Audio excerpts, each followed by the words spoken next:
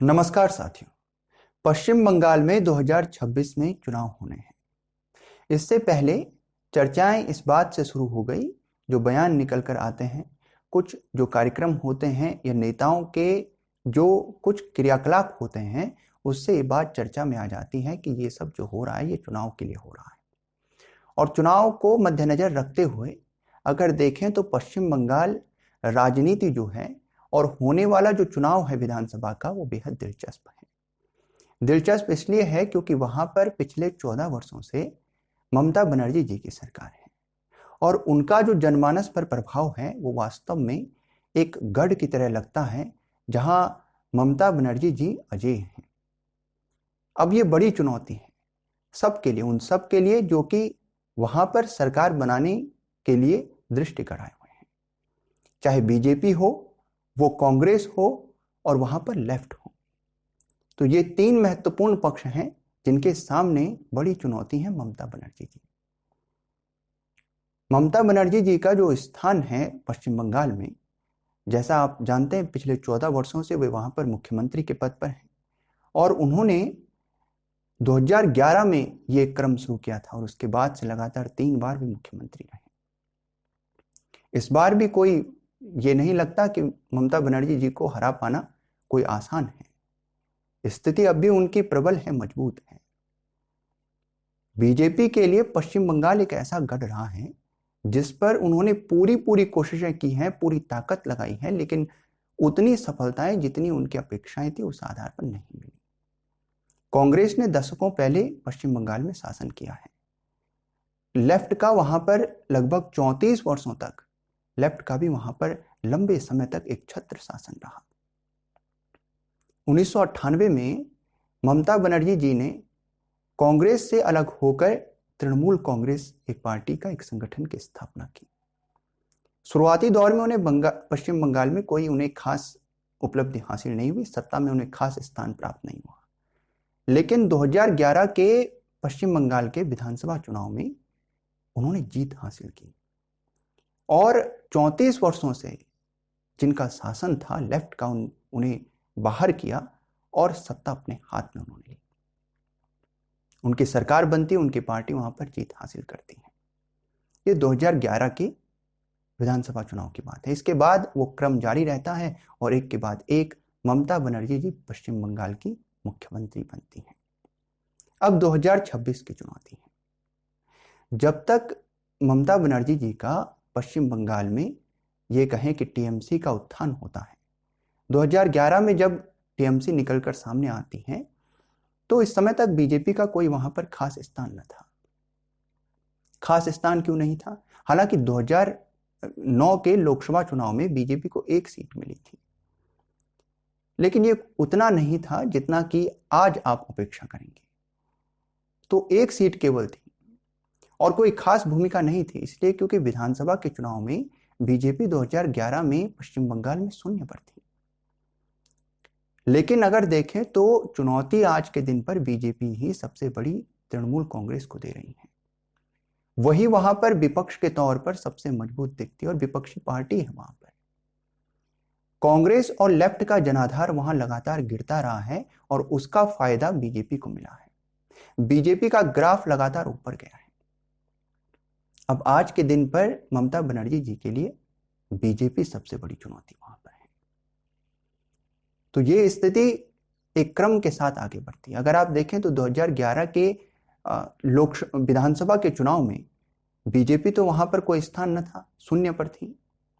और इस समय पर 2011 में क्योंकि टीएमसी को 184 सीटें प्राप्त होती हैं तो वे सरकार बनाते हैं।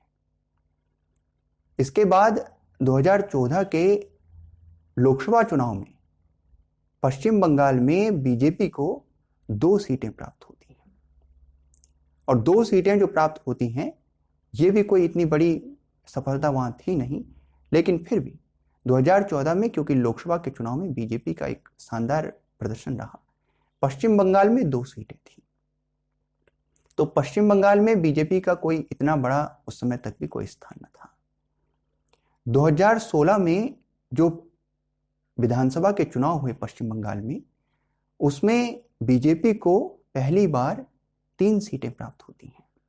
विधानसभा में, और बीजेपी का विधानसभा में प्रवेश होता है और वहां पर टीएमसी को 211 सीटें प्राप्त होती हैं विधानसभा में, और एक बार फिर से ममता बनर्जी जी सरकार बनाती है, मुख्यमंत्री बनती हैं। ये 2016 की बात है। इसके बाद 2019 में लोकसभा चुनाव होता है और इस लोकसभा चुनाव में बीजेपी को पश्चिम बंगाल से कुछ सफलता हाथ लगती है, और यह सफलता थी कि बीजेपी को 18 सीटों पर, लोकसभा के लिए 18 सीटों पर बीजेपी को स्थान प्राप्त होता है। तो 18 सीट लोकसभा की बीजेपी यहां से जीती, और ये जो एकदम 2 से लेकर और 18 तक का सफर था, ये बड़ा रोचक है। यही जीत है और यही दिखाता है इस समय पर कि कहीं विधानसभा के चुनाव में भी बीजेपी जो है दिल्ली की तरह यहां बाजी पलट न दे। तो 2019 में 18 सीटों पर लोकसभा की बीजेपी ने जीत हासिल की, और ये उल्लेखनीय है। यही विषय है जो दिखाता है कि बीजेपी वहां पर धीरे धीरे मजबूत हुई है। तो ये 2019 का लोकसभा चुनाव, और अगर 2021 के वहां पर विधानसभा चुनाव की बात करें तो बीजेपी ने वहां पर भी बाजी मारी, और वो ये था कि 77 सीटें हासिल की और विपक्षी दल होने का उन्होंने वहां पर पहचान प्राप्त की। तो 3 सीटें जो 2016 के विधानसभा चुनाव में थी, वो 2021 के विधानसभा चुनाव में 77 सीटें हो गई बीजेपी की। और तृणमूल कांग्रेस कोई कमजोर न थी, ये ना समझिए कि वो पीछे आई। वो 2021 के विधानसभा चुनाव में वो 215 सीटों पर रही। तो तृणमूल कांग्रेस कहीं कमजोर न थी। कमजोर जो हुई वो कांग्रेस है, वो लेफ्ट है। उनका जनाधार गया तो बीजेपी का जनाधार ऊपर हुआ, और उनके जनाधार जाने से बीजेपी को बड़ा फायदा हुआ, और इससे बीजेपी वहां पर धीरे धीरे विपक्षी दल की भूमिका में आती गई। तो पश्चिम बंगाल में अगर आप जाने तो कांग्रेस और लेफ्ट बहुत कमजोर स्थिति में हैं, और लगातार ये स्थिति, ये क्रम जारी है। वहीं बीजेपी का स्थान वहां पर बढ़ा है। तो ये 2021 के विधानसभा चुनाव की बात है। हालांकि 2024 के लोकसभा चुनाव में बीजेपी का जो 2019 में 18 सीटें थी, वो 12 सीटों पर आकर जो है कुछ कमजोर पार्टी पश्चिम बंगाल में बीजेपी हुई। लेकिन फिर भी यहां पर वो एक तरह का एक चर्चा है कि बीजेपी उस तरह से पश्चिम बंगाल में ममता बनर्जी जी के लिए एक बड़ी चुनौती है। लेफ्ट और कांग्रेस का धीरे धीरे जो गिरता स्तर है, वो बीजेपी के लिए अच्छा है। वो जनाधार बीजेपी का बना, और हालांकि ऐसा नहीं है, पूर्व में अगर देखा जाए तो कांग्रेस और लेफ्ट का जो जनाधार रहा, जो उनसे दूर गया, वो टीएमसी की तरफ भी शिफ्ट हुआ है। लेकिन यहां पर ये समझने की बात है कि कांग्रेस और लेफ्ट लगातार उनका ग्राफ गिरा है। तो वो वहां पर काफी बड़ी उनके लिए तो चुनौती ये है कि वे क्या विधानसभा में कदम रख पाएंगे। हालांकि बीजेपी अच्छी स्थिति में है, और निश्चित रूप से ममता बनर्जी जी के लिए फ्रंट जो एक चुनौती है वो बीजेपी ही है। तो यहां पर संघर्ष सीधे तौर से माना जा रहा है बीजेपी और टीएमसी के बीच। अगर आप इस बात को जानें, अगर कांग्रेस और लेफ्ट की स्थिति पश्चिम बंगाल में मजबूत होती है, तो ये तो ममता बनर्जी जी के लिए अच्छा विषय है। इसलिए अच्छा विषय है क्योंकि इससे निश्चित रूप से उनका जो वोट है, जो उनसे कट गया है, जो उनका विरोधी है, वो वोट बंट जाएगा। और कांग्रेस और लेफ्ट को जब वो वोट जाएगा तो इससे बीजेपी को नुकसान होगा।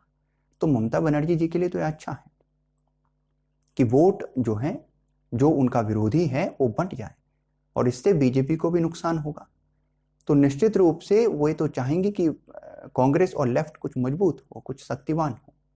हालांकि वही इस स्थिति में नहीं है कि वहां पर बहुत अच्छा कोई परिणाम ला सकें, जो अभी तक के परिणाम बताते हैं। हालांकि इसका कोई इससे पूरा दावा नहीं किया जा सकता है कि कांग्रेस वहां पर अपनी स्थिति को नहीं ला सकती या सरकार नहीं बना सकती, ऐसा कहा नहीं जा सकता। लेकिन परिणामों के आधार पर यह एक विषय है।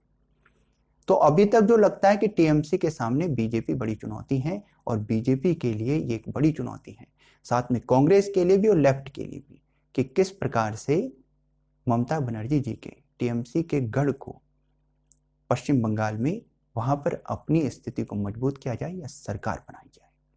साथियों, आपके संदर्भ में क्या राय है कमेंट में लिखिएगा। यदि आपको वीडियो पसंद आए तो लाइक कीजिएगा, शेयर कीजिएगा, हमारे चैनल को सब्सक्राइब कीजिएगा।